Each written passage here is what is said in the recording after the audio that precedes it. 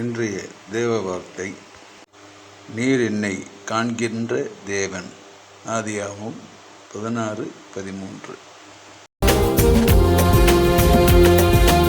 உயவனின் கையிலே ஒரு களிமண்ணை போலவே என்னை என்றும் தருகிறே, உந்தன் சித்தம் செய்யுமே.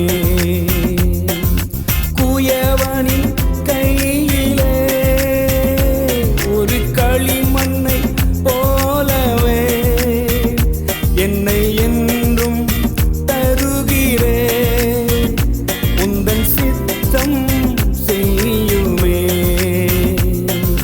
கிருபையே கிருபை தாருமே, நீரே கிருபையே கிருபை தாருமே.